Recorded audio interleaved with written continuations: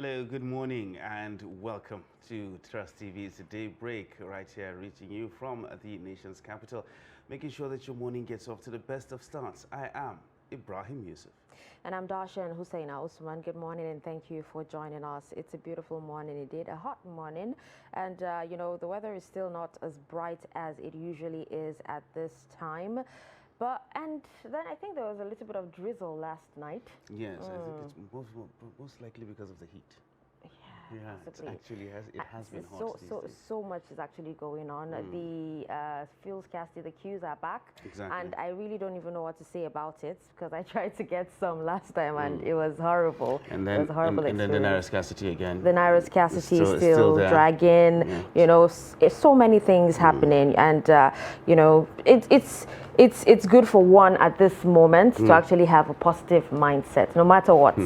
People say suffering and smiling. Nigerians are used to suffering and smiling, but then what can you do? There is nothing what you can do if you can't get access, if you can't have access to money, no fuel? What can you do? Worrying about it actually will not resolve the situation. Exactly. It will not make things easier. It will just make things worse actually, because it's a strain on your own mental health at the end of the day. Exactly. And would you actually say Nigerians are one of the most patient people on earth? Well, the thing is, if you're not patient, what will you do? That is the question. That is the question that we should ask ourselves. Yeah, we say Nigerians are resilient. We say Nigerians are patient. Yes, but what is the alternative? We don't have options. Exactly. What is the alternative? The alternative is for you to will probably lead to anarchy. So what's the point? And who gains at the end of the day? So that's the problem. All right. Well, with that, since we have a new government now, we hope they actually hit the ground running in no time. Okay, very soon. President-elect. It's still a new government on the way. Exactly. On the way. All right, so let's take a look at some of the highlights at this hour. Bandits gun down DPO in Zamfara. Shell reveals cause of explosion in Rivers. Sarab to Buhari, direct CBN to obey Supreme Court order on Naira swap policy now or else. All right, now the details. Bandits have killed SP Kazim Rahim, a divisional police officer in Maru town, headquarters of Maru local government area of Zamfara state. Rahim was killed alongside a yet-to-be-identified police sergeant and a vigilante. A resident who craved anonymity told Daily Trust that the criminals had invaded the town to kidnap a businessman identified as Alhaji Ilyasu. The armed men had earlier abducted his brother, who was reportedly freed after ransom was paid. They came again to kidnap him, but he managed to escape while they took his wife.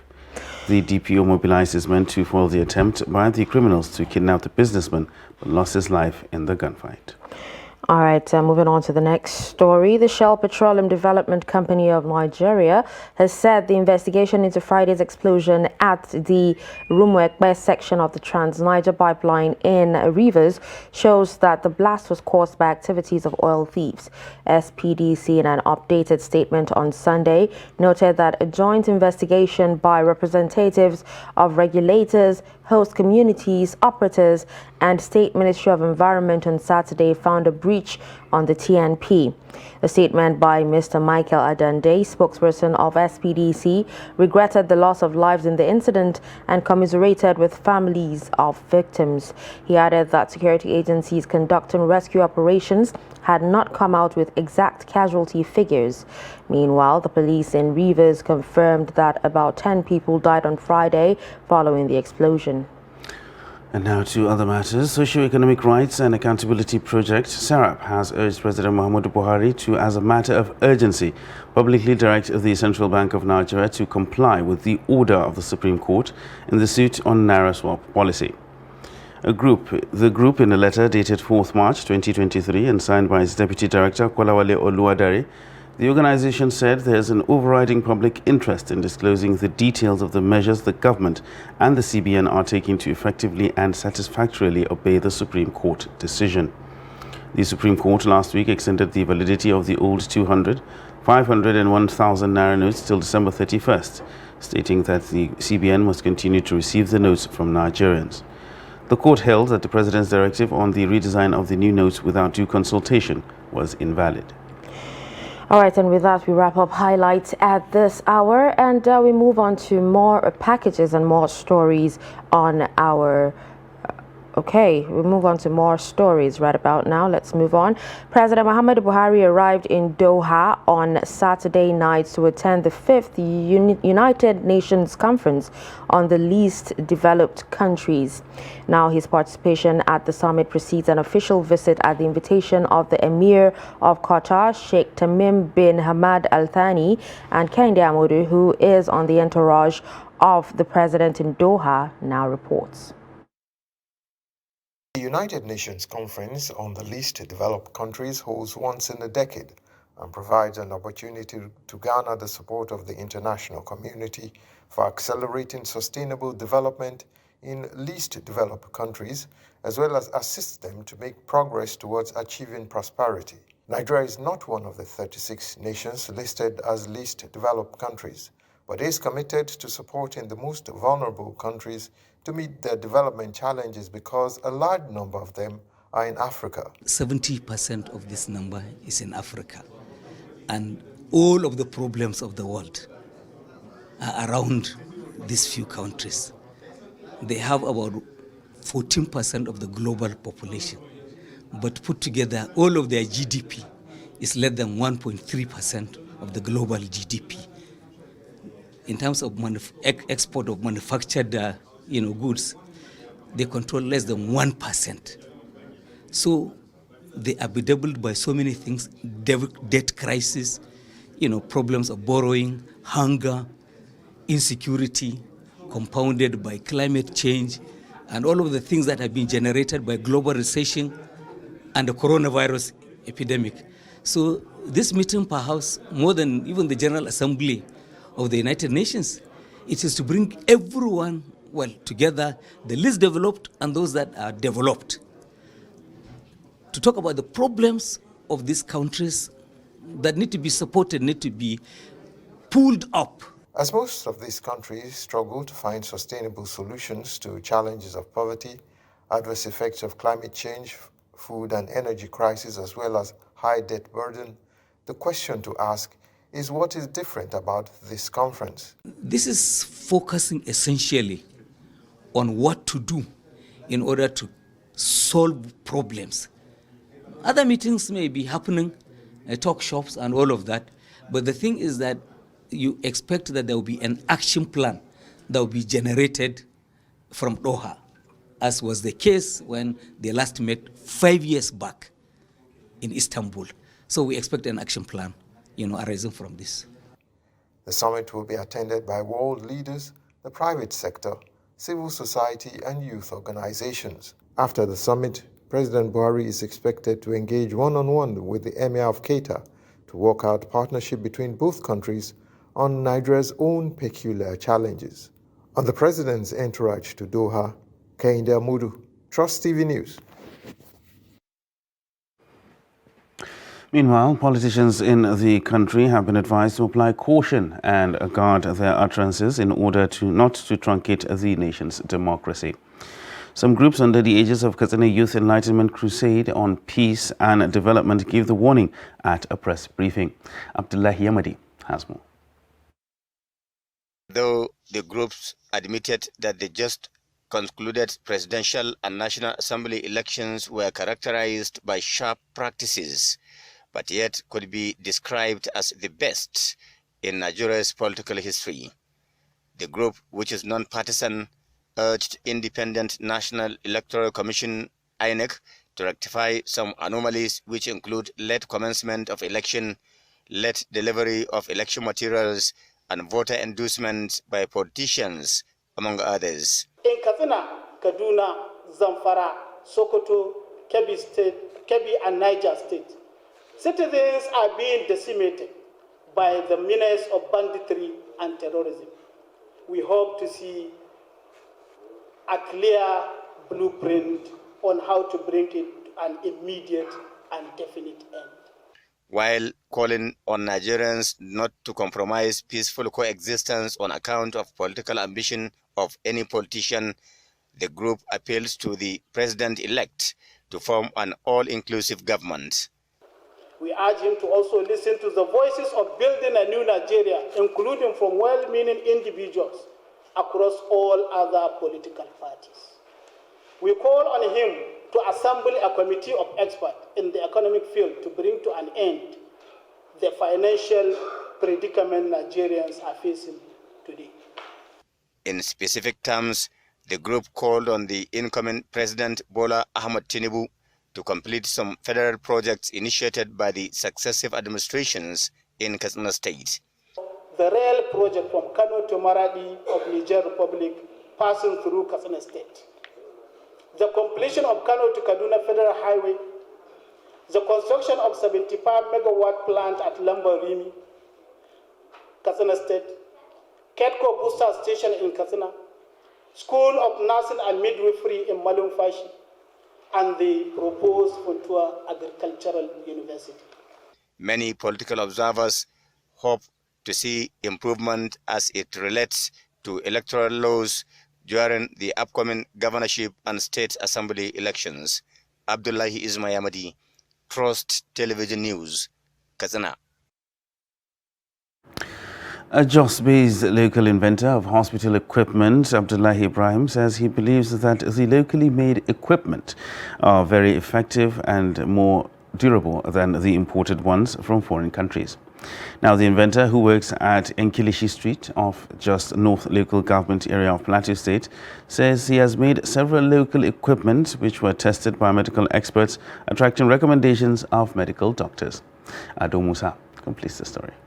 The local inventor says, aside the non-core medical equipment such as operating and delivery beds, drip stand, he also invents sensitive equipment like laboratory incubator for culture and sensitivity, centrifuge for blood and urine analysis, special baby care unit or baby incubator for premature babies, among others. On the categories of medical equipment, as I earlier started mentioning, is medical laboratory equipments. They are categorized into medical lab, theater, and also the pediatrics. Now, in the medical line, I produce centrifuges, microhematocrites and the reader, incubators for culture and sensitivity, and also electrophoresis machine for genotype. That's for the medical laboratory. In the theater, I produce theater beds, theater lamps, stand for drip stands. According to him, the sensitive ones are not just made without proper research to understand their workability in an African environmental setting where temperature is usually high. A lot of cases where doctors are finding it difficult to take care of premature babies, but with the invent of my what I produce, I was able to curb that and make it much more easier for the doctors. Also, I produce jaundice machine, or we call it phototherapy machine, which is good for jaundice babies who have jaundice, and is good for the treatment of jaundice. Ibrahim said finance had been the major challenge of the job. He, however, said if government will intervene financially to support local inventors in innovation, more job opportunities will be created for the youth in the country. Well, the challenges I faced was research work, R&D, research and development, and I was able to make a breakthrough, and most of the professionals in the field have recommended that my handwork is very satisfying to them, and it gives me a lot of courage. But the challenges I'm facing today is finances. I want to grow more. I want to grow and become a big industrial concern in that I can serve the whole nation, if not Africa. But the challenges, is finances, money, and equipment for me to be able to expand, make employment, and be able to meet the needs of the nation. The inventor said, although many are looking down on the local equipment, they are more effective when compared to the foreign ones that require huge amounts of money to purchase. Ado Musa, Trust TV News, Jos. Well, and with that, we'll take a break. And when we come back in a bit, after the breather, we will move on to the newspaper review. Do stay with us.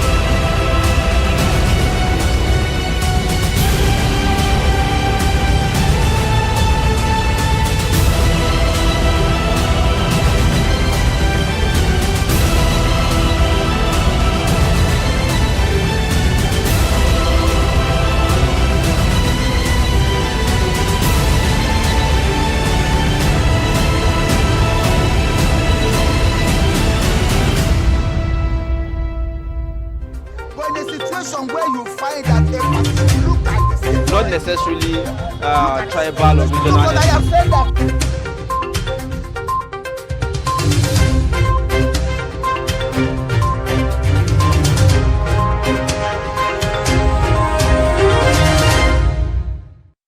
All right, welcome back. And if you're just joining us, you're watching Daybreak on Trust TV. It's now time for the newspaper review. Let's take a look at what the headlines on the nation's dailies are actually saying this beautiful morning. Now we'll begin with Daily Trust newspaper, and we have the lead story here that talks about old Naira notes. Nigerians await decision, lament hardships. Writers on that story say traders reject notes, demand government's compliance, and then order Apex Bank now. Ondo government urges Buhari presidency, CBN silent. And for more details of this story, you can go to page 6 of Daily Trust newspaper to get more information on this. And just below the story is a pictorial of motorists queuing at filling station, even as fuel scarcity resurfaces in the Federal Capital Territory. Now, more stories here. After elections, Nigerians queue to buy petrol at high rate. You can find details of that story on page 27. PDP governors, NWC, others protest Tinubu's victory today. Bandits kill Kano village head, Zamfara DPO, Inspector Vigilante. You can find more of that on page 45. ISWAP kills 200 Boko Haram terrorists, families in clash. Now we have more stories on the footnote there. Rainstorm destroys 105 houses in Ekiti State. Governorship polls, INEC goes to court over Beavers reconfiguration. And the final story on the front page of Daily Trust newspaper is analysts seek petrol subsidy removal, tax, exchange rate reform. Details on page 28. Now we'll move on to more papers.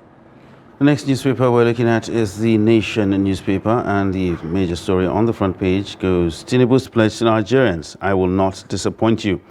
And the riders here that say, my certificate of return is a World Cup trophy, President-elect says in Lagos. And there's a pictorial there of the President-elect visiting the Oba of Lagos right there on the front page. Nigeria's debt profile hits 50 trillion naira is another story on the front page of the Nation newspaper. And talking about politics, parties realign ahead of Saturday's governorship poll. Man 26 riding bicycle from Katsina to congratulate Tinubu in Lagos is another story on the front page of the Nation newspaper. Moving towards the top of the front page there, above the masthead, obey Supreme Court judgment on Naira now. Illegal giants tell Buhari. And details of that story can be found on page 18. And PDP leaders to picket INEC office over poll results. That is on page 4. And rainstorm destroys 105 houses in Ekiti community. And another story here, right on the front page of the Nation, reads, Masha becomes US-based G24 director. Now, these are the major stories on the front page of the Nation newspaper this morning. All right, with that, we'll move on to the Punch newspaper. Still on presidential poll, that's the big story on Punch. PDP governors, leaders to protest at INEC today. We have writers that says PDP insists election flawed. APC urges peaceful demonstration. Residents fear unrest. Hoodlums hijack. Police promise protection. And below the story, there is a pictorial of the president-elect visiting the Oba Akiolu and promises not to disappoint Nigerians. Now, beside that pictorial, prepare for severe flooding. NEMA warns Nigerians. Details on page 38. Soldiers shoot 15-year-old boy, keke operator dead in Lagos. That is a sad one there. And at the top of the page, Akpabio, Kalu, others begin battle for Senate presidency. Fuel, FX subsidies removal will save federal government 10 trillion naira, says reports. And then on page 42, observers demand REC's prosecution for alleged sabotage. And just beside the name mast there, on Whitney, Lagos alleges lapses, says Chrisland remains shut. And these are some of the stories on the Punch newspaper. Next, we'll take a look at The Guardian newspaper, and the major story on the front page reads, E-payment channels fail stress test despite bank's 901 billion naira profit. And it comes with riders here that says no respite from apps, USSD platforms as failure reaches peak after 100 billion naira investment. Concerns as hackers wipe 2.9 billion naira from fintech firm. Attack raises concern over safety of digital-first banks, and telecom operators absolve cells of banking crisis. Riders continue with NIBSS keeps mum on rate of e-payment transaction failures, and experts task financial institutions on secure e-payment space. Now those are riders supporting the major story on the front page of the Guardian newspaper. Going towards the bottom of the front page there, still talking Naira redesign. Naira redesign, Buhari CBN yet to respond to Supreme Court ruling 3 days after. And now switching over to politics, Rivers APC splits into 3 as ex-aide announces Amechi's sacking, declares self-leader. Details of that can be found on page 18. Towards the top of the front page, below the masthead, 2023 elections allow legal process take course. U.S. government urges Nigerians. That can be found on page 3. Boko Haram abducts 7 villagers in Borno, and that is on page 30. Obaseki accuses Oshomole of impeachment plot. And finally, on the front page of the Guardian newspaper, my life still under threat, Rivers Coalition officer cries out. All right, away from that is Nigerian Tribune, and from the top of the page there, Tinubu promises not to disappoint Nigerians, visits Oba Akiolu with certificate of return. Now, Atiku to Yakubu, your promise of credible governorship election is medicine after death. We also have February 25th presidential election failed to meet Nigerians' expectation, says U.S. ambassador. And NIDO faults INEC for failure to ensure transmission of results to IREV. Now, the big story here says PDP to protest at INEC, direct members to dress in black. Labour Party in Oyo adopts Makinde. Labour governorship candidate says, I remain committed to winning this election. Bandits kill DPO, sergeant vigilante abducts woman in Zamfara state. Now, we also have a pictorial there of many homeless, even as rainstorms blows roofs off buildings in Ekiti state.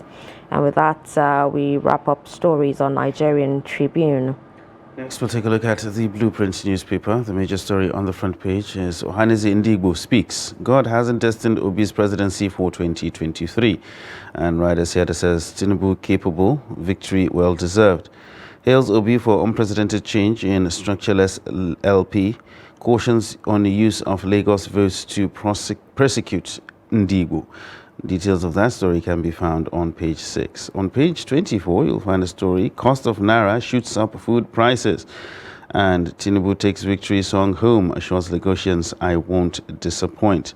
And the pictures there on the front page just show the president-elect with the Oba of Lagos, and right beside that is a picture of the Vice President-elect Kashim Shettima with His Eminence, the Sultan of Sokoto, at the installation of the new Emir of Dutse. Towards the bottom of the front page there is another story. Anambra, domestic worker cuts off woman's genitals for money rituals. That is on page 5. And elections, police insist all allowances paid, blame banks for delay. Rivers, again, INEC officer raises alarm over threat to life. And Naira redesign, Nigeria's await presidency, CBN on Supreme Court ruling. That is on page 25. Towards the top of the front page, below the masthead, February 25th, Ayu Okowa Tambuwal, other PDP members storm INEC today. And riders here to say promise of credible governorship election, medicine after death, says Atiku. And U.S. envoy Knox, thumbs up, February 25th polls. Now, these are the major stories on the front page of the Blueprint newspaper. Right, and finally, we'll take a look at Business Day newspaper. The lead story here says 5 major economic decisions awaiting Tinubu, and we have on page 37 there, energy sector in tray of Nigeria's next president. Insurers want next president to reflate economy. Supreme Court ruling on Naira shows president wields limited power, says experts.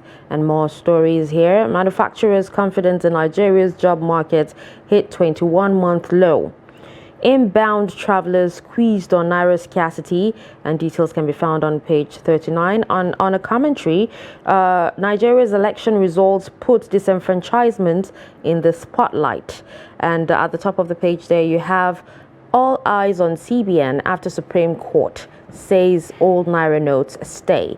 And these are some of the stories on Business Day newspaper. And with that, we wrap up reeling out the headlines on the major dailies right here in the nation. Now, let's move on to an analysis of some of these stories. And we have in the studio Dr. Lanre Oluwani, a public affairs analyst, joining us to review some of these stories. Good morning, and thank you for joining us, Doctor. Good morning. Good morning. Thank it's a pleasure to have you. Thank you very much. All right, so let's start by talking about the lead story on Daily Trust newspaper. Nigerians are lamenting hardship. There's still no cash. You have fuel scarcity has actually resurfaced, especially in Abuja, and even traders are rejecting, the old naira notes. Even after Supreme Court's ruling. What's your take on, everything going on and what Nigerians are actually facing at the moment? Thank you very much. Thank you for having me. I can only say that we just need to be patient. Let's give the federal government 1 or 2 days because the Supreme Court has ruled, and that was on Thursday or so. So let's believe that they will have their meeting today and conclude on way forward. But we are not in a country whereby when the judiciary arm of government rules, it becomes a law automatically. A lot of people are still waiting for President Muhammadu Buhari to give his own words. Because I can listen to some people yesterday say, yes, Supreme Court has ruled, we know, but we are still waiting for President Muhammadu Buhari to say something. But which is quite unfortunate. Executive, they could not differentiate between executive and judiciary. So Supreme has ruled. It's supposed to become a law immediately. It has become a law. Yes, but people are still expecting executive to give his own stand. Because on another paper, it says experts are actually suggesting that it shows the president doesn't really have power, after the Supreme Court ruling. Exactly. That's it. It has become a law. So when Supreme rules, it becomes a law automatically. We're supposed to be flowing on that spirit. But we're in a country whereby everybody believes that it's only executive that have the ultimate power. So if President Muhammadu have not spoken anything, we still remain handicapped. It's not supposed to be. Well, most people will actually say that it's because it's due to the precedents. Because we saw a situation whereby the Supreme Court gave an injunction halting the naira design policy or the cashless policy thing, pending when this judgment was going to be passed. Meaning the old notes was still supposed to be legal tender within that period. But immediately after that, the presidency came out and said it's only 200 naira that's going to be used as legal tender. The others still remain banned or so to speak.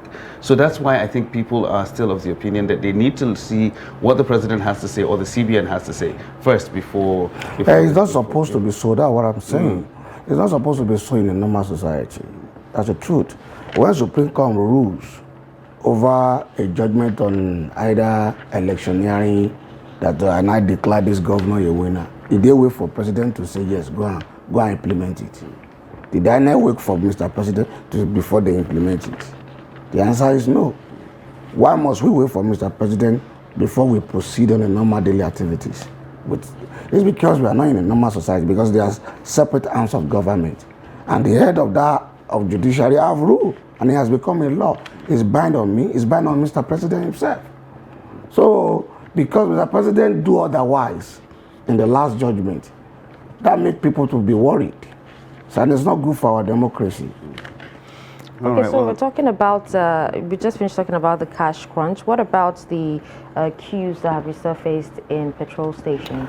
You see, all these things, we don't really know, nobody really communicates to Nigerian citizens. That's the truth. We have never seen whether the PIMA or Marketer Association or State Minister of Petroleum, because Mr. President is the Minister of Petrol, where we have a state petroleum minister. Have you ever seen any one of them talk to us, give us a reason why it's like this, why it's like this? So they just leave us in a guessing mood. We cannot exactly pinpoint where the problem lies. Some are selling at so price, some are selling at another price. So nobody is communicating to us. So that is what, those are the part of things that is not supposed to be. You are there to communicate the issue to Nigerian citizens. We are sorry, we have a challenge here, we have issues there, so please bear with us for some sort of period. And everybody will calm down. Before they will tell us it's a marketer. But now marketers are not even saying anything. All right, well, let's move slightly away from that and to another matter that has been making the rounds. The elections have come and gone. Winner has been declared. We have a president-elect now waiting in the wings to be sworn in. But a lot of things have come in after that. Lots of accusations, counter-accusations, and rejections and whatnot. And now we're hearing, making the rounds, is that the main opposition party is going to lead a protest march to INEC today to protest those results, the results of those presidential elections. What do you think this would be the intent to achieve by doing something like this? Yeah, the issue there is that we have election and a winner has been declared, and definitely there is going to be a set of people that they feel aggrieved that the process is not well okay, and but I would just advise it's better they channel their energy to tribunal, because that's the due process. If our due process is not protest after election, the due process is after election and you feel that you have been subchanged or you are not happy, you are grieved, you go to tribunal. There is an open window of tribunal to go and fetch your anger and provide a necessary evidence to prove your allegation. All they say they are doing is like they are jumping the gun. Why must you go on protest when you have not challenged the case in the court? Going on protest is just a instead of them to use that energy to go and prepare for governorship election, so that they will not say they are also rigged again. the energy you are using to go and protest today, go back home and do planning for next coming election. But if they do next coming election, you say you are rigged again, you do another protest either next week or upper week. Does it really make sense? It doesn't really make sense. We need to come to a level as a Nigerian citizen, as a mature nation, that when we must follow process. Nobody need to tell us. We all know the process. They know the process. They have legal department. So they should listen to their legal department people, their lawyers. Let us go through the normal process. All this time they are wasting is the time they're supposed to write INEC, get all these copies of all these result, original copy of result, BVAS record, everything. Get those things and start preparing your evidence. Okay, but even at that, you know, the INEC has actually, there's a story here that INEC is actually heading to court, you know, to set aside, they're seeking an appeal to set aside an earlier ruling concerning the beavers and other sensitive materials used for the February 25th presidential elections. And this is ahead of the governorship polls as well. You know why? They overrated the work of beavers. Let me put it that way. You know what I mean? They let the National Assembly believe, and we Nigerian citizens believe, that when you cast your vote, beaver will send your voting will be counting, it will send it to server. I hope you get what I'm saying. That is their thought. I don't know who gave them that narrative. I don't know they are experts. I don't know how they do it. But that is what they make us believe. And I did election observer both in Ekiti and Osun. We knew that it's not like that. What BIFA does is accreditation. That is what they call it biomodal verification, accreditation. So what BIFAS does is to you go to the pool, instead of the olden days whereby they accredit you manually, and when maybe out of 1,000 registered voters in that polling unit, only 300 showed up. And after the election, they used this remaining 700 to manipulate the election. That's why Beavers comes in. So that when Beavers recorded it, that it's only 300 people that are accredited on this election in this PU. That means any result you are having in that PU cannot more than 300.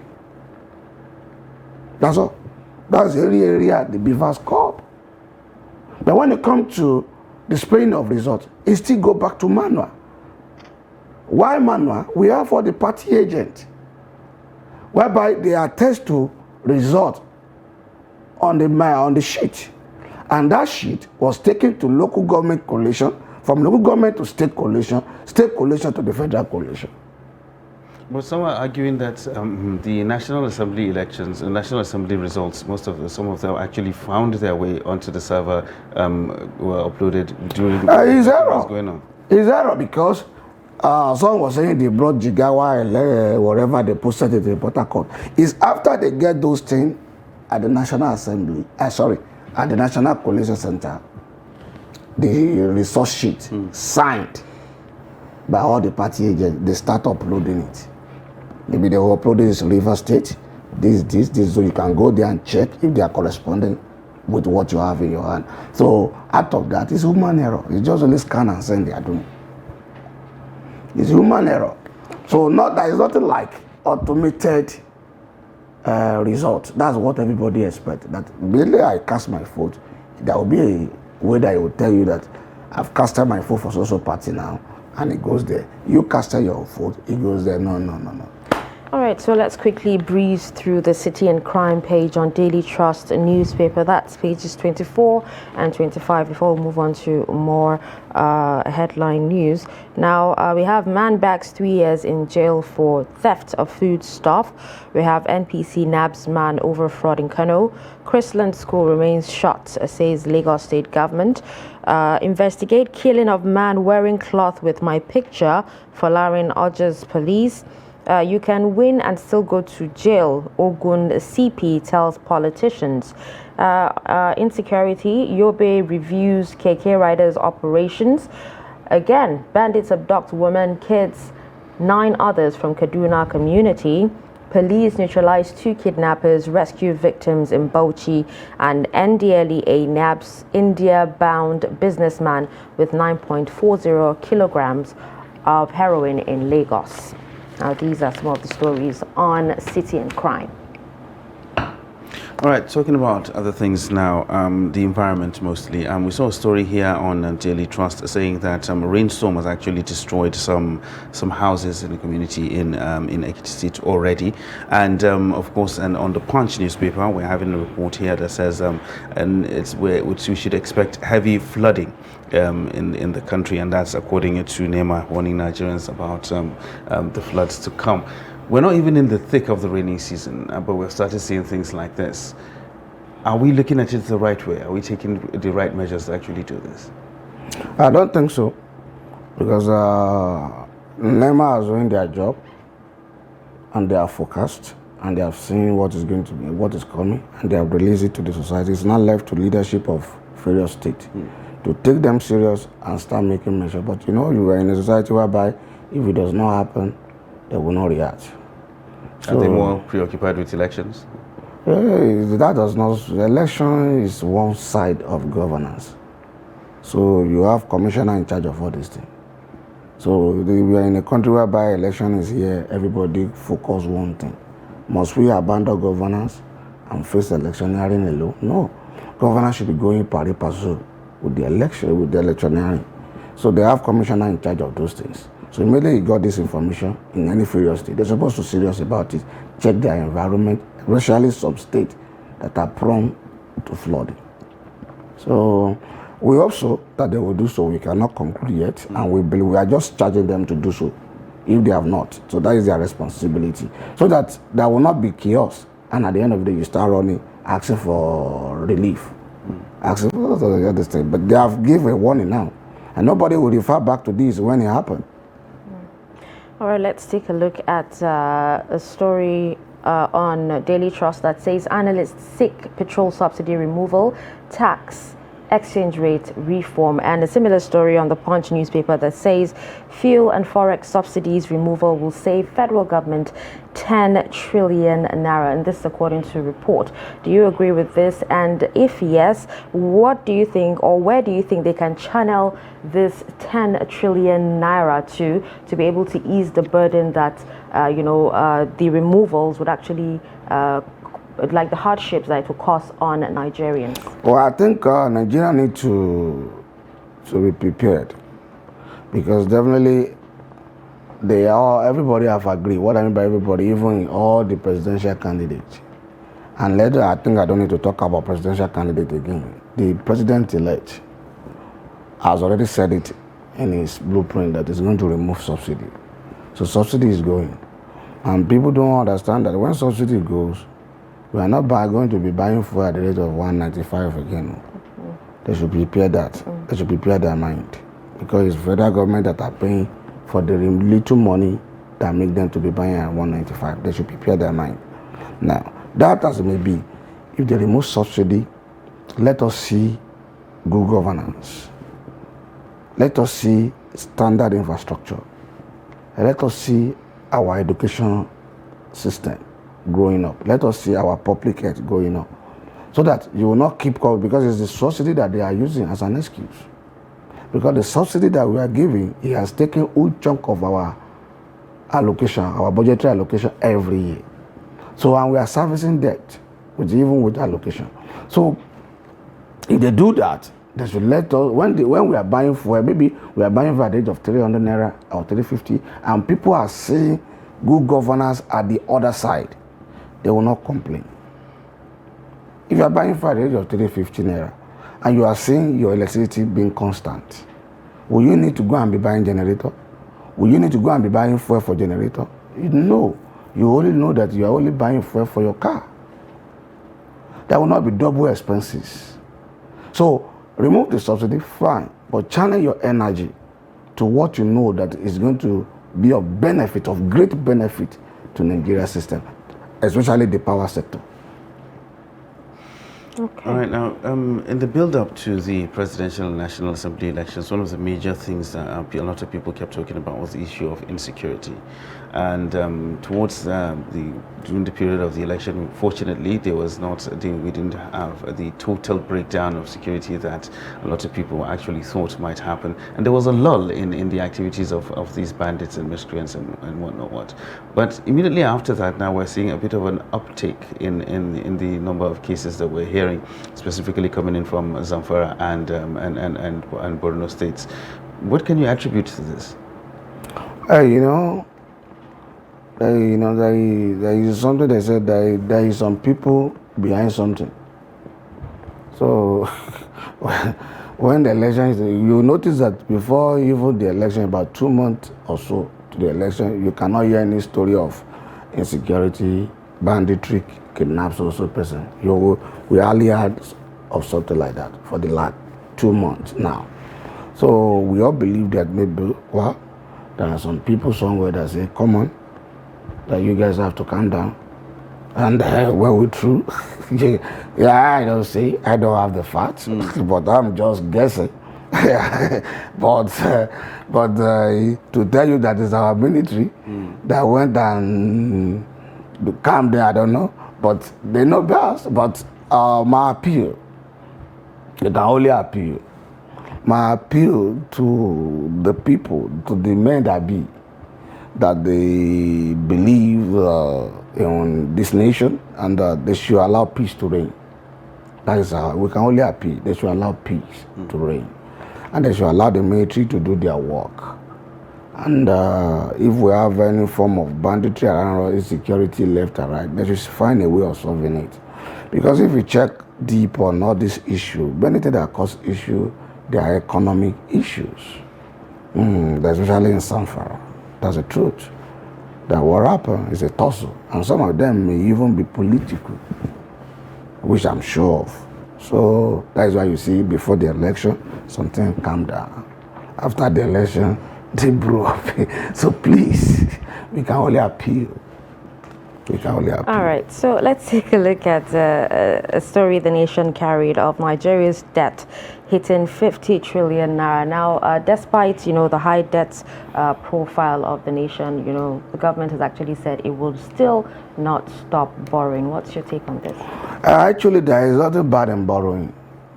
Yes, we are just in the part of the world that any things that is strange to us, we look as if as big things. It's not a big deal. Are you getting it? But what you borrow to do is what's important. Yes, there is nothing bad in borrowing as a nation, as a state, even as an individual. But what you borrow money to do is very important to us. Do you borrow money to uplift Nigeria from poverty? Do you borrow money to do some infrastructure that are long-time benefit? Are you getting it? So like all this railway, we are having to borrow money to do all this railway. Are they good for? Yes. Are they going to service the law for 30 years? Yes. After we have gone, our children are still going to be using it. Are you getting it? It's a good borrowing. Are you getting it? To not tell me that they will not borrow, they will borrow until they get themselves stabilized. Are you getting it? So far, they still have open window of borrowing, because if there is a level you will borrow, that World Bank will even stop you. That with your economy, with what you are doing, you are not eligible to borrow. And they will tell all the countries that are borrowing you money that they are not in support of any money. Because you must be aware, before you borrow money from any country, there is intermediary, which is World Bank and IMF. They must put their seal on it. They must sit down with it. What are you borrowing money for? How are you going to pay it? So the country that is borrowing money can be saved.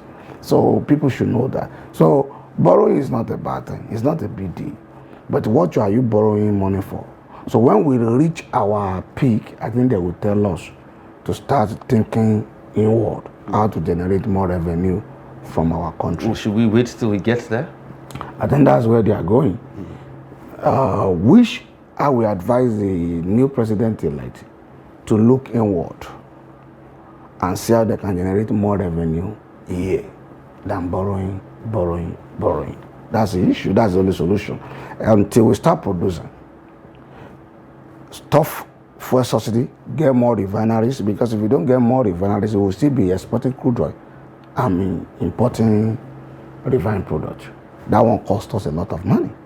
So until we get more refineries, whereby all the PMS we are using in Nigeria is being refined here. When it's refined here, we are okay. We can only export and get more money into the country. And let us see how we can bring more investors, especially on production. So if we can bring more investors on production in this country, is a very good thing to do, because the more you produce, the higher you generate more revenues. Because we are not producing anything in this country, virtually nothing. All the textile industry is done. Dunlop is no longer here. Michelin is no longer here. These are producing company that are giving us a lot of money, contributing a lot of money to our GDP, but they are no longer here. Go to Acme Road, go to Oba Akran in Lagos. They are no longer there. They have turned all those factories to church. All right, so briefly before you leave, there's this human interest story on Blueprint newspaper of an incident that happened in Anambra State, where a domestic worker cuts off a woman's genitals for money rituals. Kindly comment on that. Man, it's really good. This news to me is not new. Yeah, it's not new. It's some of the news that we know that is rampant over there. So I believe the security people should do the needful, and we can't continue this way. That's the truth. We can't continue this way. Some of them will blame it on the federal government, that the federal government is not doing anything. We don't have job. You don't have job. You don't have something to do. That does not stop. That does not make you to commit crime. So, and that does not feel that you can use somebody else to get what you need. So we condemn it in totality, but we enjoy the police officer in that area to do their job, but it's not a new case as far as that place is concerned. That has been what there are some stories that let me put it this way, there are some stories that is not on the open, that has been taking place for many years. You remember sometimes that they discover some people, I think in Oyo State, that they are keeping people somewhere.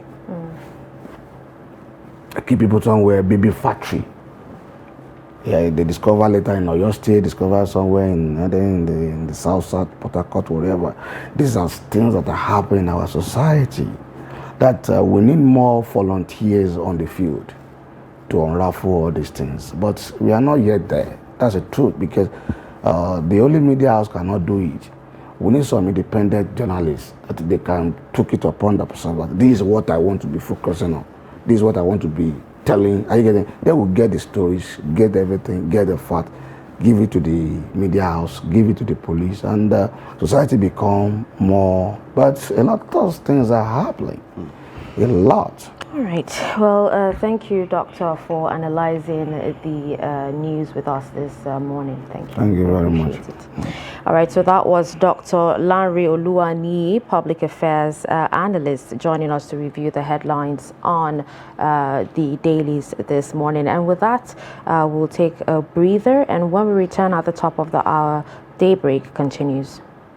But in a situation where you find that they look at the same, not necessarily tribal or regional. but I have said that.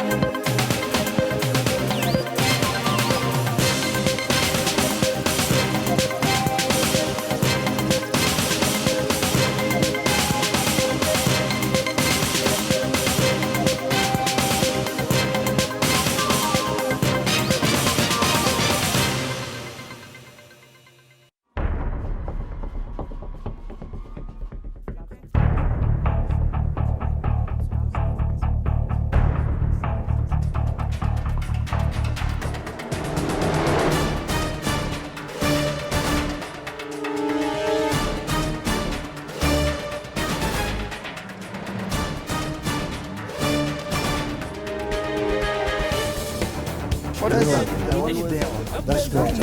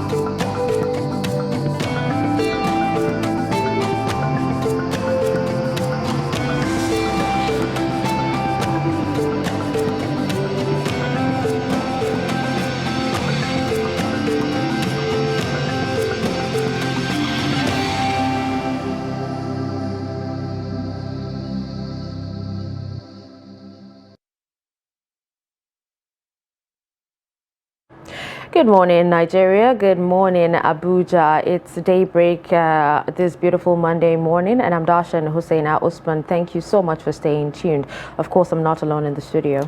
Trust TV's Daybreak is making sure your day gets up to the brightest of stars. I am Ibrahim Yusuf.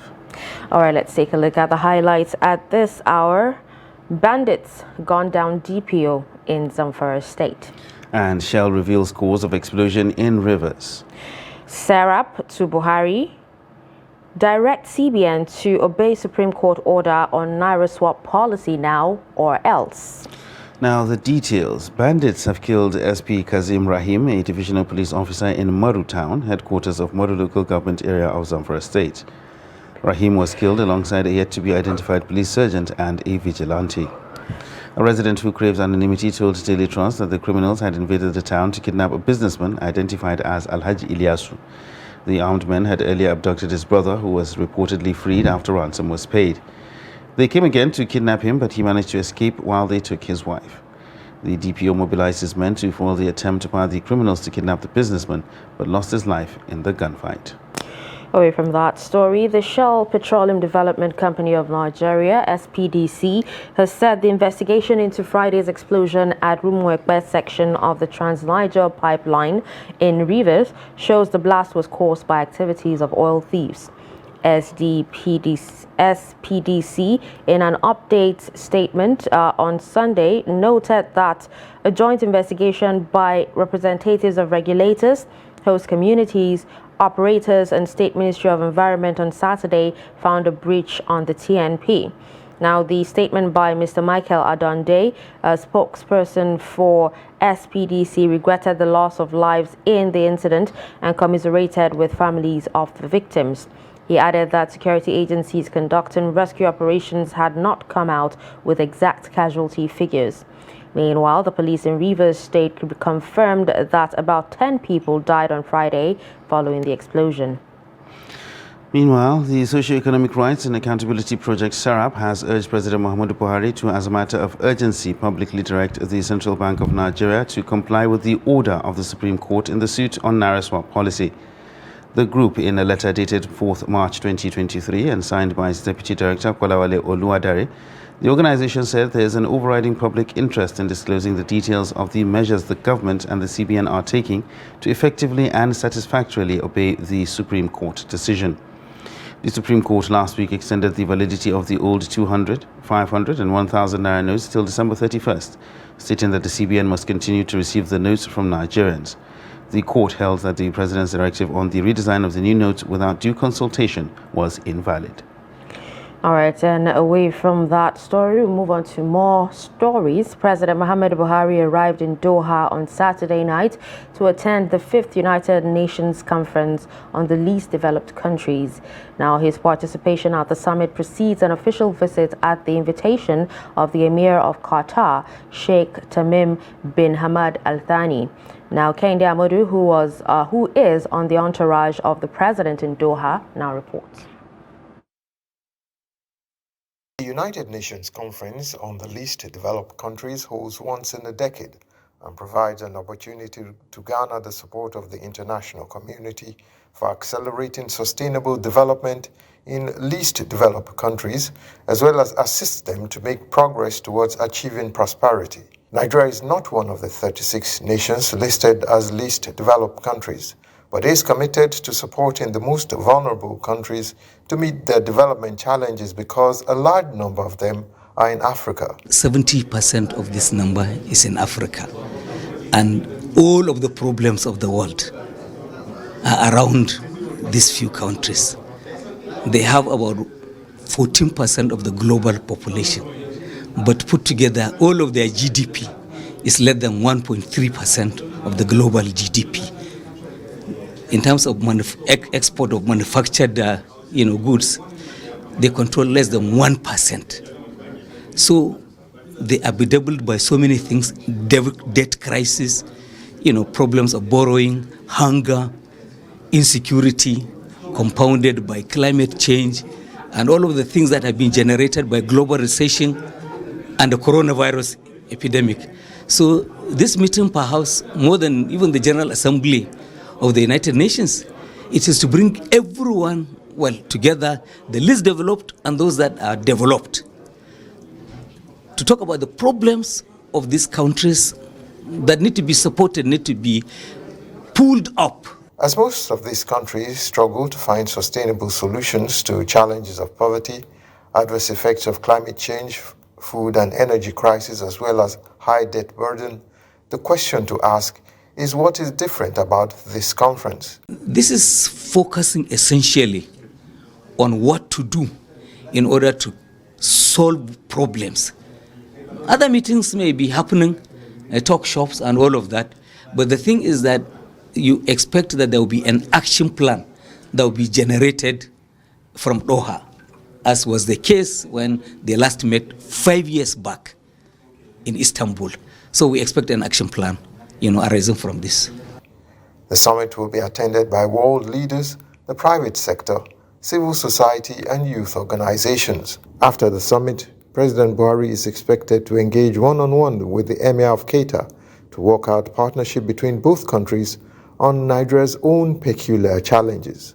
On the president's entourage to Doha, Kehinde Amudu, Trust TV News. And back home, politicians in the country have been advised to apply caution and guard their utterances in order not to truncate the nation's democracy. Some groups under the aegis of Katsina Youth Enlightenment Crusade on Peace and Development gave the warning at a press briefing. Abdullahi Yamadi completes the story. Though the groups admitted that the just concluded presidential and National Assembly elections were characterized by sharp practices, but yet could be described as the best in Nigeria's political history.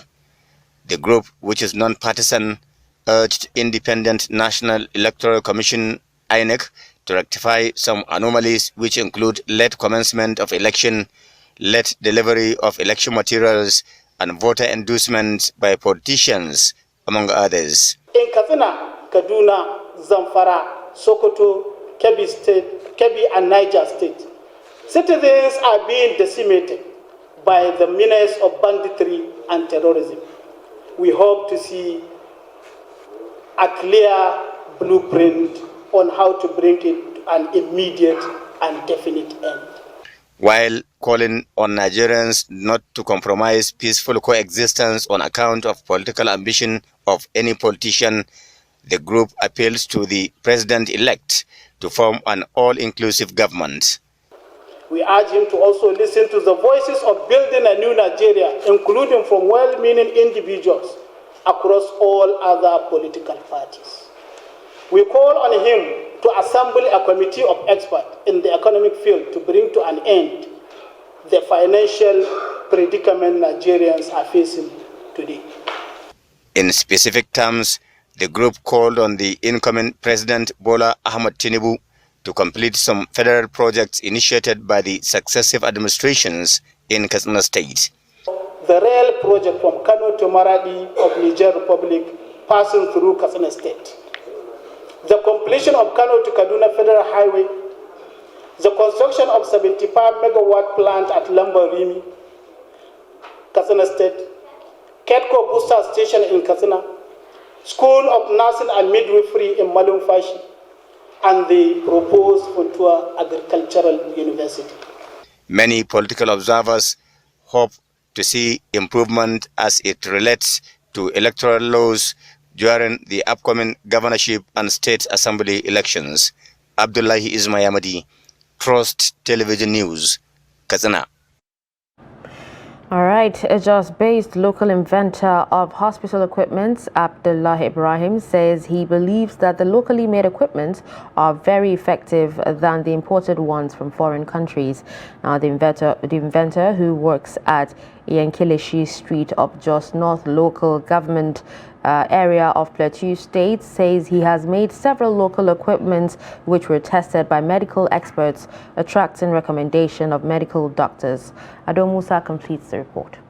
The local inventor says, aside the non-core medical equipment such as operating and delivery beds, drip stand, he also invents sensitive equipment like laboratory incubator for culture and sensitivity, centrifuge for blood and urine analysis, special baby care unit or baby incubator for premature babies, among others. On the categories of medical equipment, as I earlier started mentioning, is medical laboratory equipments. They are categorized into medical lab, theater, and also the pediatrics. Now, in the medical line, I produce centrifuges, microhematocrits and the reader, incubators for culture and sensitivity, and also electrophoresis machine for genotype.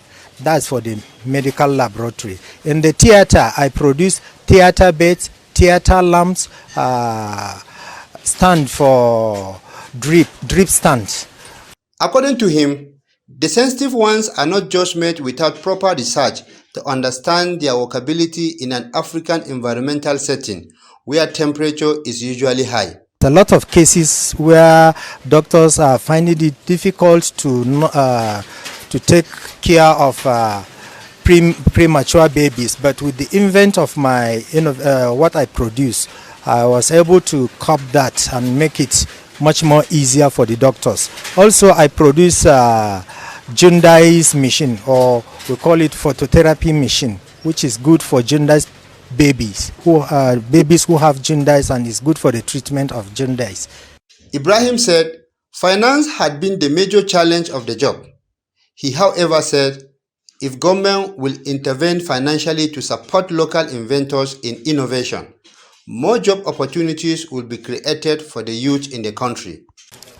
Well, the challenges I faced was research work, R&D, research and development, and I was able to make a breakthrough, and most of the professionals in the field have recommended that my handwork is very satisfying to them, and it gives me a lot of courage. But the challenges I'm facing today is finances. I want to grow more. I want to grow and become a big industrial concern in that I can serve the whole nation, if not Africa. But the challenges, is finances, money, and equipment for me to be able to expand, make employment, and be able to meet the needs of the nation. The inventor said, although many are looking down on the local equipment, they are more effective when compared to the foreign ones that require huge amounts of money to purchase.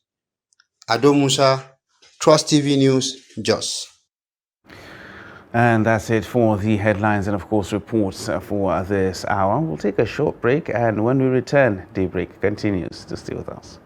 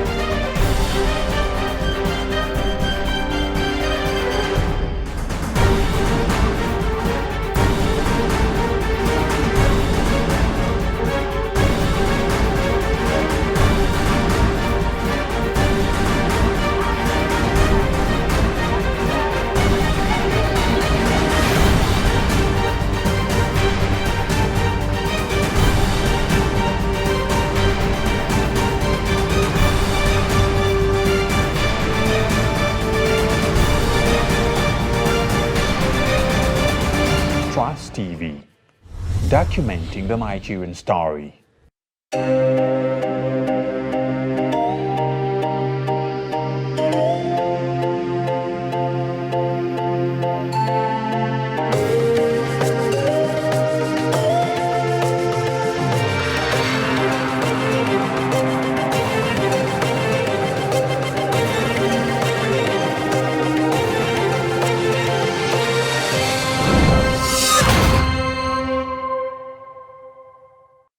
All right, thanks for staying with us. Now we'll move on to our first discussion on the show.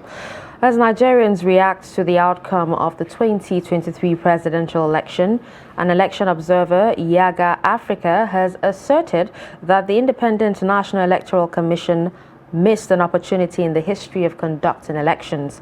Now, while addressing a press conference in Abuja, the co-chair, Yaga Africa Board, Dr. Aisha Abdullahi, while presenting a statement tagged post-election statement on 2023 presidential election, pointed that the 2023 presidential elections are once again a missed opportunity. Now let's expand the discussion further, and we have in the studio at this time Program Manager Election, Yaga Africa, Paul James. Good morning, Mr. Paul, and thank you for joining us on Daybreak. All right, good morning.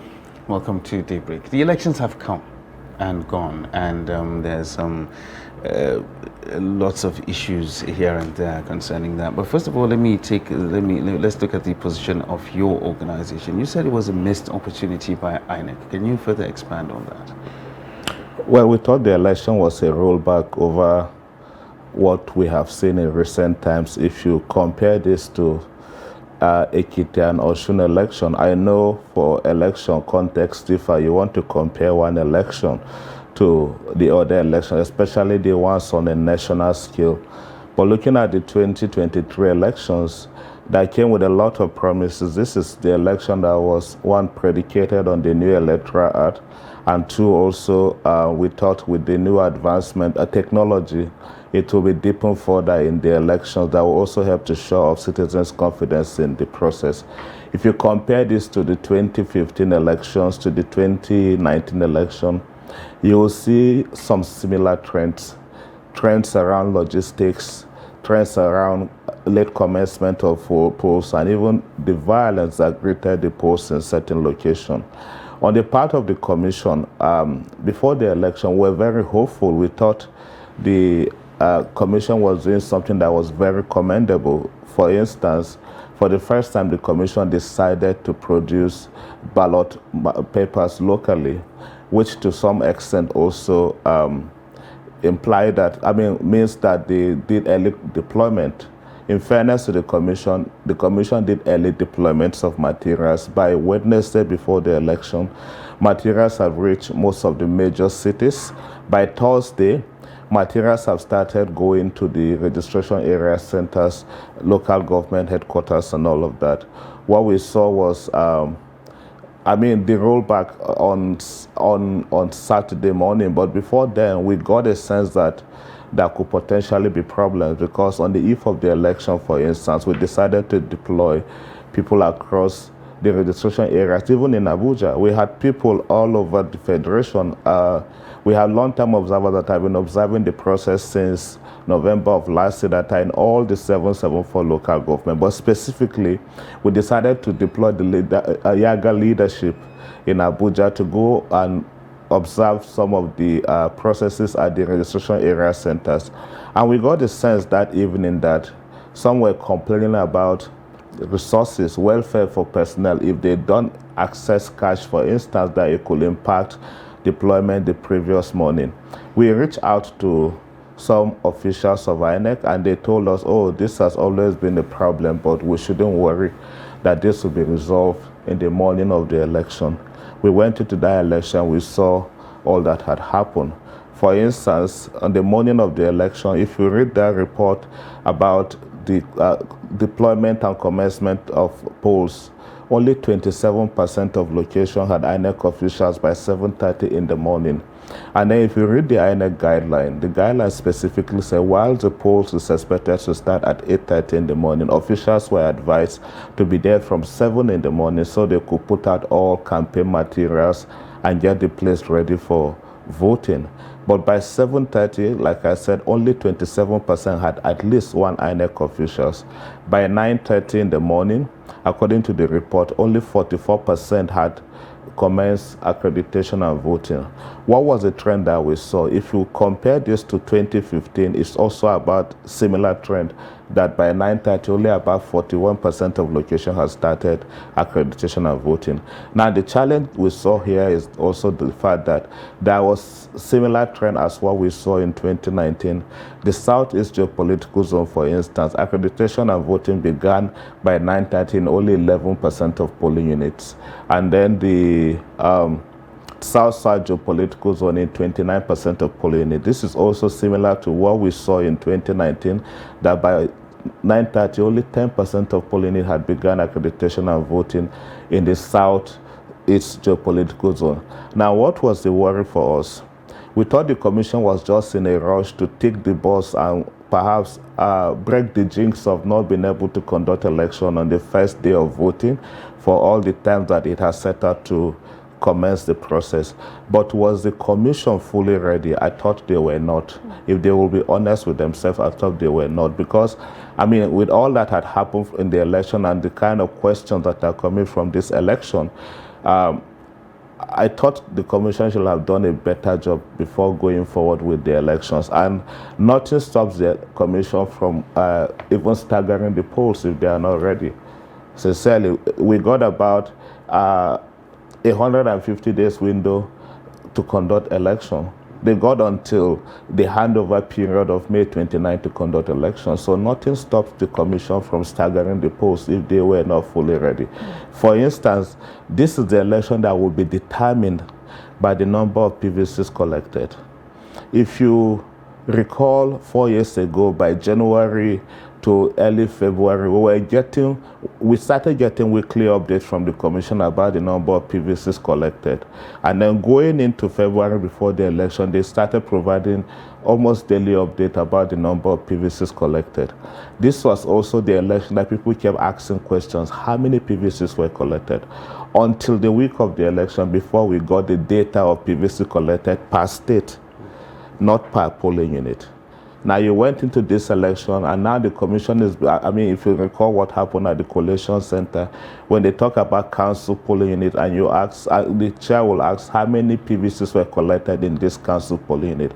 I am not sure there is any public record anywhere to indicate the number of PVCs per polling unit. The commission had informed Nigerians about what was collected per state, but I don't think we have that public information about the polling unit level results. This is on one part, even on the part of the election administration. This is also the process, I mean the election that the commission planned with the power now of with the backing of the new electoral act. The commission planned to deploy technology. We go back to this planning or the process of deploying the technology. By January 3rd of this year, the commission deployed the last sets of beavers to the states.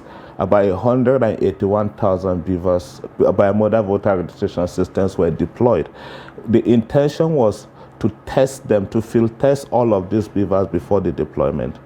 Between the 4th of January and the 11th of January, the commission conducted this test. But then the commission said it was its routine internal process and did not open it to the public. We were able to deploy observers to all the INEC offices. This exercise happened at the INEC state offices, headquarters.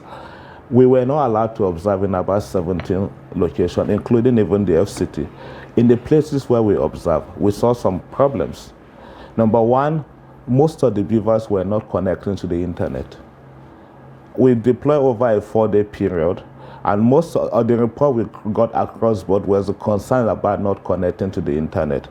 No, but because they were supposed to install the Kaspersky antivirus on the machine, Chrome application on the machine. The Beavers interface was supposed to be activated, and then the IRF for uploading result was supposed to be activated based on the guideline or document they had for that.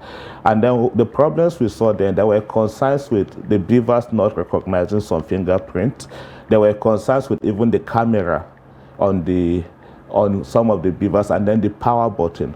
States like Edo, for instance, reported shortfall of 40 beavers. This is the report that the officials shared with our observers. There was shortfall in Edo. State like Kwara reported they had no backup. Like the commission just sent exact number for the polling. There was no backup beavers as of January. Now, after that, INEC did one novel exercise, which was the mock accreditation that happened on February 4th, which we thought was good, to provide opportunity to Nigerians to see firsthand how INEC was going to conduct the elections, especially for first-time voters, and also even for INEC officials to get their hands-on practical on how to use the equipment. But what were the concerns with the mock exercise? It happened well by all standards. I mean, for all intent and purpose, what INEC intended. INEC picked 436 locations in all of the senatorial districts, which by my estimation, I thought INEC also carefully picked this location, because what did we see? The beavers worked well. We deployed observers to 218, which is like half of the location. 1 in every 2 of the polling, we had an observer. We discovered as of then that it took an average of 2 minutes in 74% of locations where we observed. It took an average of 2 minutes to process a voter.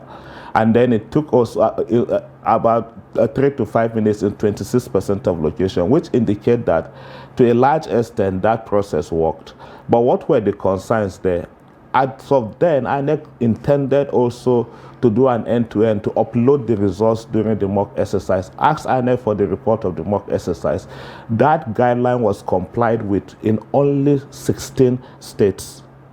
Now, beyond that also, if you think about the timing for that, that happened on the 4th of February, barely 20 days before the election. So whatever will have been the concerns from the mock exercise, I thought INEC wouldn't have had enough time to fix the problems before they go to the election. Number 2 concern with that was, if you recall, that is also when Nigerians begin to discover INEC have migrated them to other polling units. Just imagine the day that people are discovering it. There was no prior communication, no prior information to voters. That was also after when INEC told Nigerians we are not going to conduct election in 240 locations because we could not allocate voters to those locations. Now, of those people that were migrated, there were no, like I said, proper communication. What INEC did at the end was just to send link to people, check online where you are going to vote. How many people have access to it? We sit sometimes in Abuja and just be assuming that it is the same across board. How many people have access to the social media or the internet to be able to do that? The third concern I saw with the mock exercise was also the fact that the people that handled the mock exercise were INEC permanent staff, not the ad hoc staff that INEC would have deployed for the election day. So these are people perhaps that have used this equipment over and over. So whatever could have been the the challenge that the ad hoc staff will have discovered, or that will also allow INEC to provide further training, we missed that opportunity. We went into the training on the election day. I was sincerely concerned, given what we have seen in the past, that even in the FCT election, if you remember, some of them said they were seeing the beavers for the first time on election day because of the kind of training method that INEC adopted. On the morning of the election, in the FCT election, some of these INEC ad hoc staff were replaced. We felt that that could also have happened for the 2023 election. Now, you went to that election that morning. We saw the concerns with the beavers. In 88%, INEC deployed beavers across most of the polling that we observed.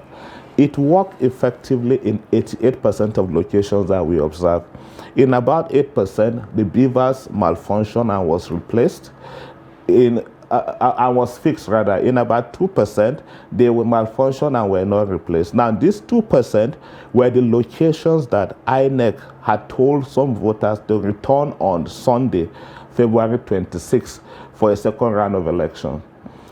We deployed observers to 1,507 sampled polling units, representative sample of polling that are spread in all the 774 local governments. Of this number of polling units, INEC did not conduct election in 20 polling units. They told people in this location to return on Sunday for another round of election. Were elections held on Sunday? Exactly. Thank you for the question. We returned on Sunday. In 13 of these, elections were not held. Are these the same polling units where you said you're not allowed to observe? No. Let's not mix it. The first conversation was in INEC offices where they did the field testing. But for election, they were allowed to observe in every location. But I'm just saying, there were locations that INEC had intended to go back on Sunday to conduct election. So was there any reason given for the election not being conducted in those units? There was no reason. INEC officials didn't show up. Now, don't forget, I told you we sampled. Imagine what you do with samples sometimes is to infer, to extrapolate. Imagine if this is a handful, or this is just from a sample of polling units, how many polling units will have been impacted? Now, this has been the concern with elections in Nigeria. To my mind, INEC is always in a hurry to complete the process, and then allow Nigeria to go to the courts for courts to help us finish up the process. And I thought that was what happened. Because if you make commitment to Nigerians that you were going to go back the following day to continue the election, I don't know what will have stopped INEC from going back. All they were waiting for was to collate the entire results and beginning to apply the margin of lead principle. Now, which in a sense, I thought sincerely that it's also another technical way of disenfranchising Nigerians. We didn't talk so much about the 2019 election because of the way it went and also the way the country was divided at that point. If you go back to the 2019, over 3 million votes were cancelled. These are legitimate votes of Nigerians that were supposed to count in that election. In Rivers State in 2019, elections were cancelled in 6 local governments. In case you don't remember, go back and see the reports from 2019. We quickly just move on like they don't matter, affecting over 927,000 voters. Nasarawa State in 2019, in the morning of the election, the votes was going one direction, and at some point we started seeing cancellation. We got alarmed that we had to send one of our state coordinators to travel to INEC office to confirm what was happening, whether observers were just sending us rubbish data. He went and got back to us and was like, it is true. Results eventually are That's in 2019 now. This was in 2019. All right, so now let's do a slight comparison now between 2019 now and 2023. Will you say there has been an improvement in the electoral process? Well, in the recently conducted off-cycle election, yes, but for the 2023 election, I thought it was a rollback on the part of the commission, because if you analyze even the statement coming from the commission, the statement that was released some 2 days ago, I think on Saturday Saturday, by the INEC chairman, INEC admitted also that he didn't do well in that election. And then the problem, like we also have been seeing, is, like I said, INEC is always quick to move on to the next one. INEC is already talking about March 11 without a retrospect, reviewing, auditing what has happened.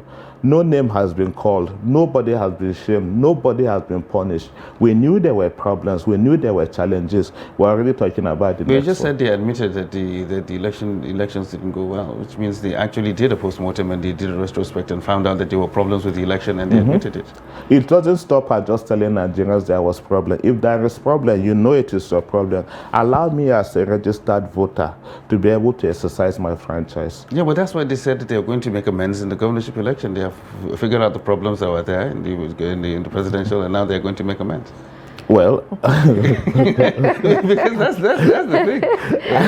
I get the point. Yeah. I get the point. But let it also be clear. This was the election that we all have high hopes, high expectations for. The election... Were the expectations too high? Wait. This is the election that INEC, the official budget that we knew for the election was 305 billion naira, taxpayers' money. INEC got support from other donor agencies that we are also not talking about. If you pull all of these resources together, we know what it will be amounting to. This is on the financial side. Secondly, think about the number of registered voters that INEC claimed it has registered. For the first time, 93 million Nigerians. INEC also claimed it has issued 87 million PVCs. What was the turnout against these numbers? Okay, I was actually going to, come to that. The turnout apparently is 25 million electorates. Now, I want you to actually, talk more on the low voter turnout in the elections, because some quarters have actually said that this 2023 presidential election is actually the worst, it has the worst turnout in Africa. Yes. Now, this is because if you go back to our history from 1999, the numbers have just been reducing, not increasing. The more investment you make in elections, the more the number retrogress. Of this 27 million or 24%, 20-something percent that voted, it wasn't like people didn't show up. You need to look at certain elements, certain things that happened around the elections that inhibited or that affected participation. Number one is the commencement of polls. Generally, INEC deployed late. When INEC arrived at the polling, what we saw was the attempt in some location to meet up, to catch up with the time. Now, I have observed elections across Africa.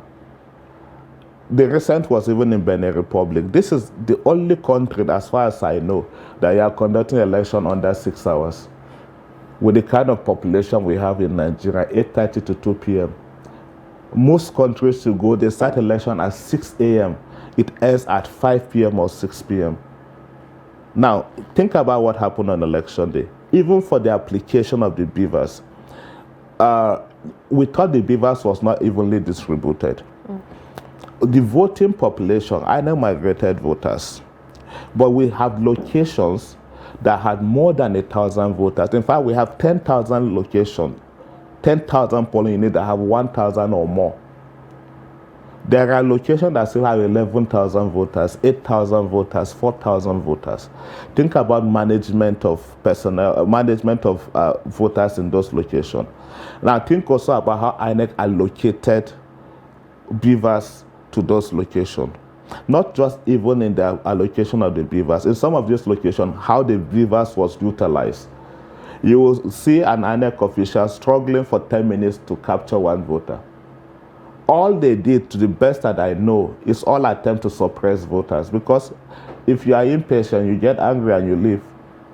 So now, there were locations that voting started at 4 p.m. when voting officially is supposed to end at 2 in the morning. So what you're saying now is that people came out to vote? People came out. Okay. People came out. It wasn't like people didn't show up. People came out, but the system that was put in place by INEC technically disenfranchised people. From INEC lost their attitude, especially in management of logistics, from how INEC also managed some of the materials or equipment around the polling unit. Don't forget, there were also reports of locations where INEC didn't even have ink to apply on voters' cuticle. That also constituted delays. Okay, so what about violence that actually marred some of the polling units? Was that also a factor? Well, I wouldn't say it is a factor, but if you want to extrapolate also, you look at the scale and scope of the violence. To what degree was the violence? People are not even talking about violence in this election, because I don't think it happened to the level that it happens in the past, compared to the past. That is not even what we are praying for. Well, even with the signs or the indicators you saw before the election that this election could not potentially happen because of violence, we were surprised that in the location that were even considered red zones before the election, people were able to go out to participate in the process.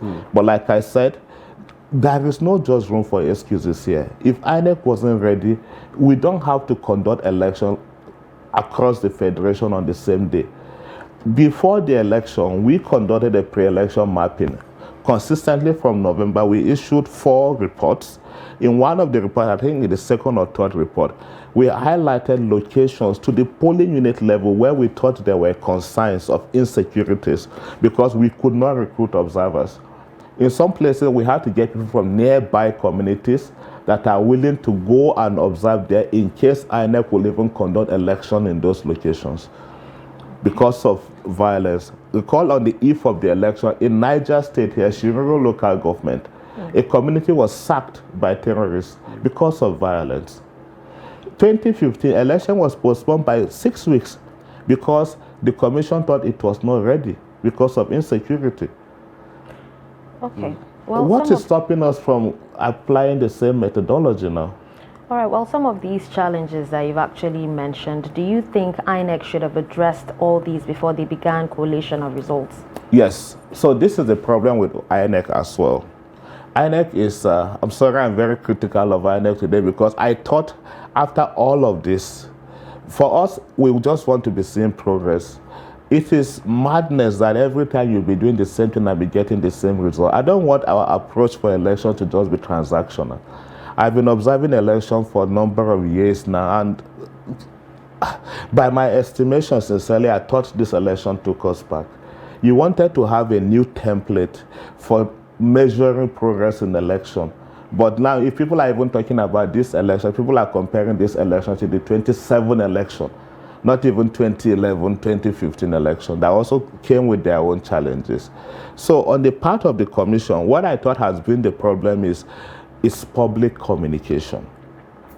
The commission is always reactive, not proactive in its communication. What do I mean by that? Go back to, there was a video before the election that was making run about people taking information from PVCs.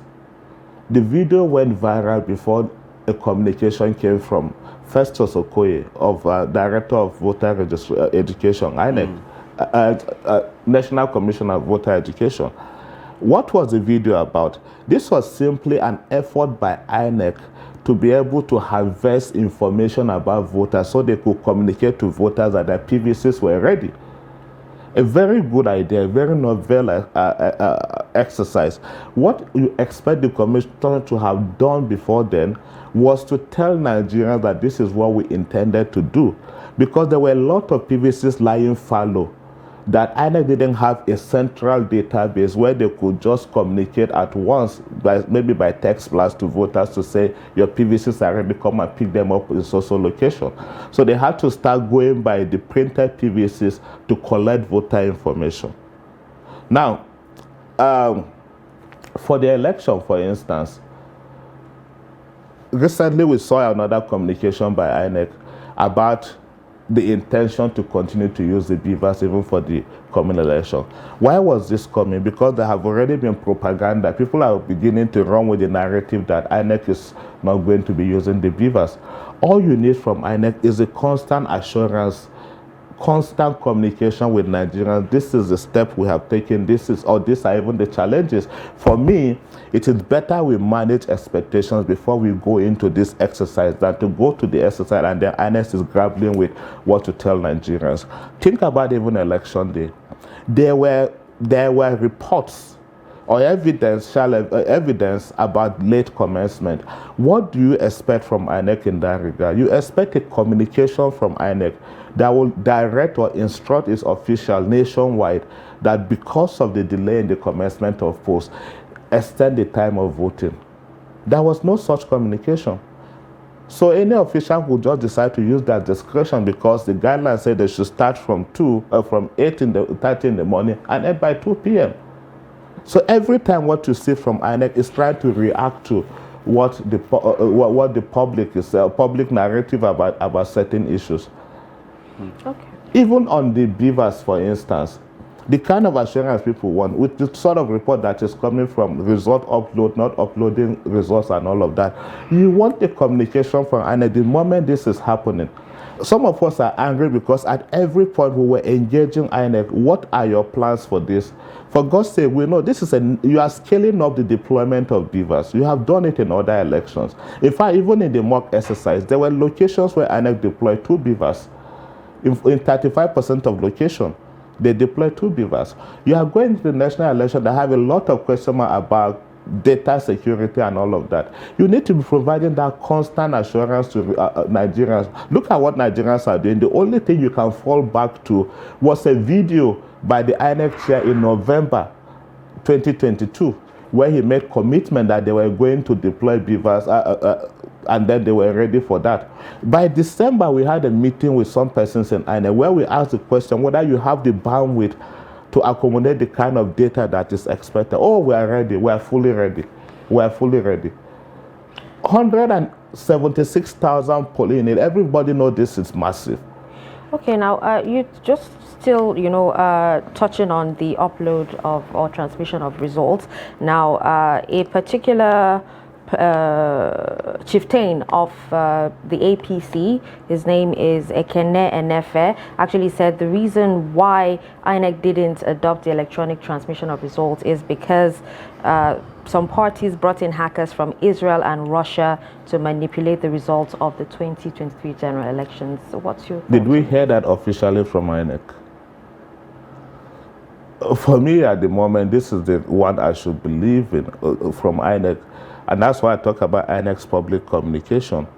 The upload of the result is not rocket science. They said at the end of the election, let us be clear, this is not about electronic transmission of results.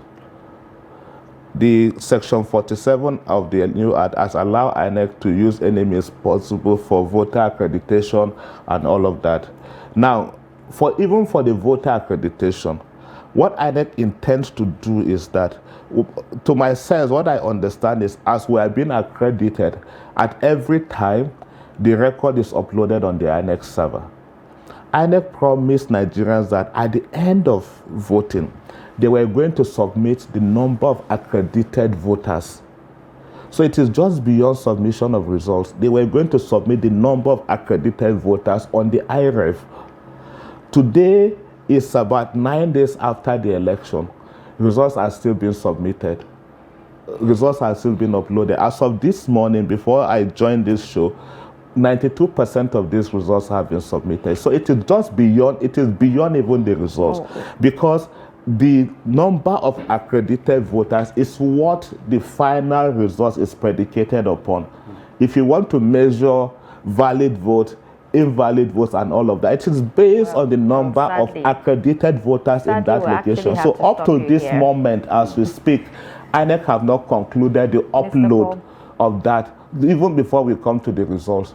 So that is why I say on the part of INEC, you expect a communication. If we are having challenges, be honest with Nigerians. Let us understand. We are all in this together. Thank you we very know much, the human Mr. element Paul. will always, Sadly, we always actually have to, stop you here. But thank you so much, for this insights that you actually brought to us on Daybreak this morning. We appreciate you for taking time to come on the show. Thank you very much. Thank you very much. All right, so that was Program Manager Election, Yaga Africa, Mr. Paul James. We'll take a quick breather and move on to our second discussion. Stick around.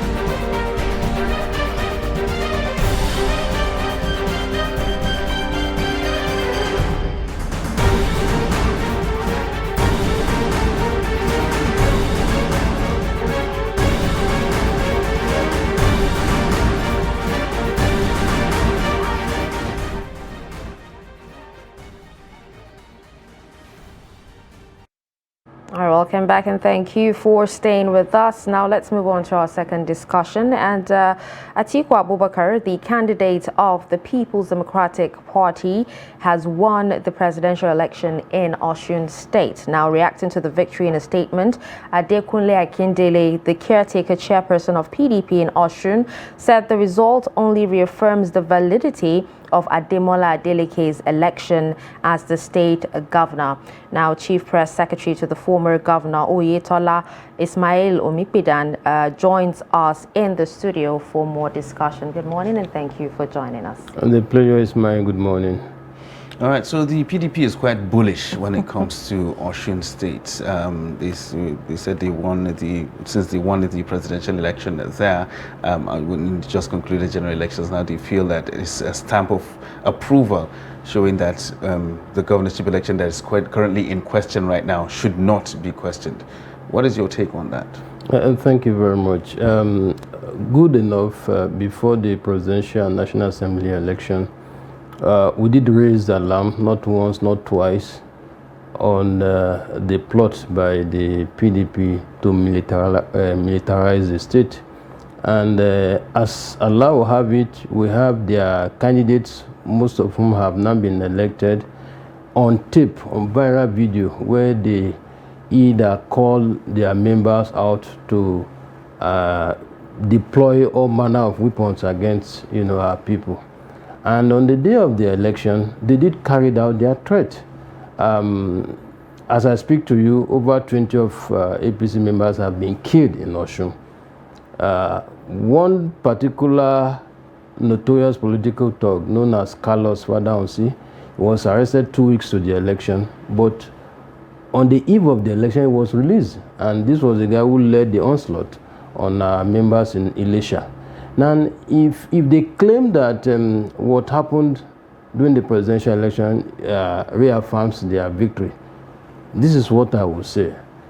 In the governorship election, they claimed they scored over 400,000 votes when they were not in government. And so by implication, now that they are in government, whatever it was that they did when they were outside government should have also helped them to even increase that tally. But in the presidential election, in spite of the intimidation, in spite of the manipulation, they only recorded 350-something thousand votes.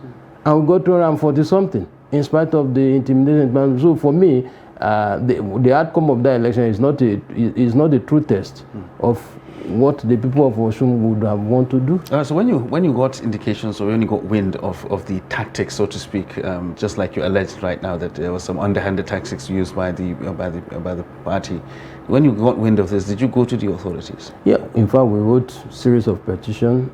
If the police authorities are watching me now, they can, disprove my claim. We wrote petitions. It was some of our petitions that led to the arrest of the House of Reps elect from Ila Federal Constituency, where I come from. In fact, he particularly was the one who led the onslaught against our people in Ila. It's video, it's in the public domain. He was arrested and questioned. It was based on that petition. One father on scene was arrested.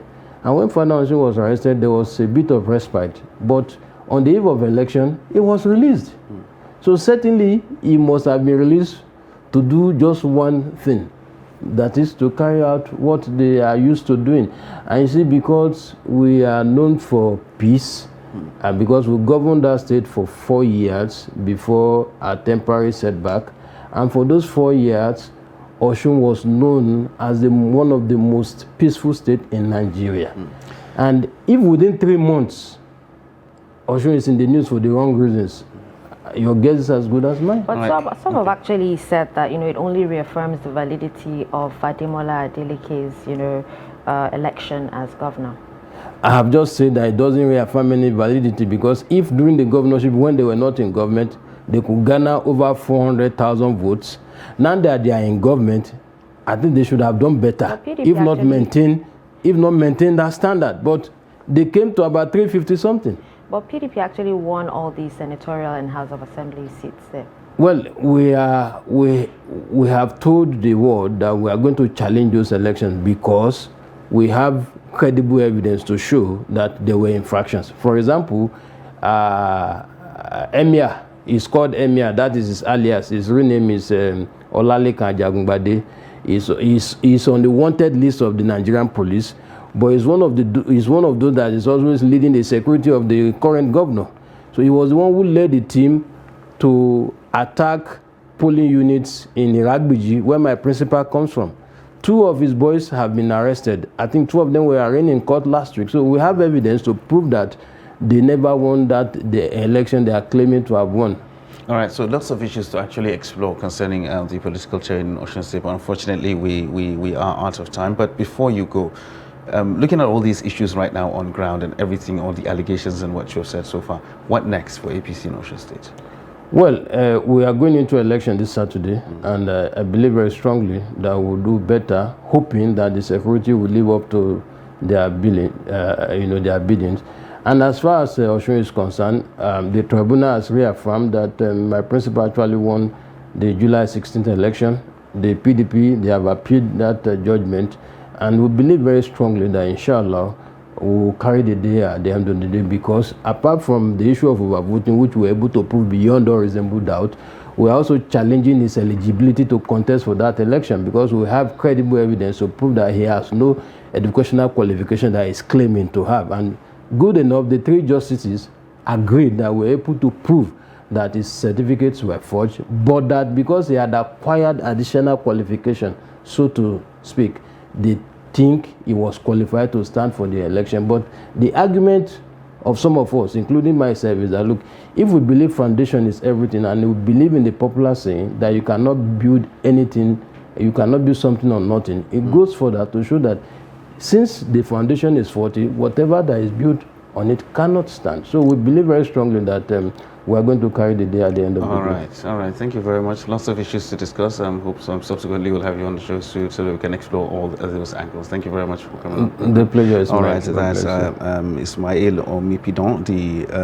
former Chief Press Secretary to the former Governor Oyetola of Osun State. Well, that's how we're going to wrap it up on Daybreak today. We did enjoy bringing it to you today, and of course we hope you enjoyed being there. So why don't we do it all again tomorrow? I am Ibrahim Yusuf. And I'm Darshan Hussein Usman. Have a wonderful week.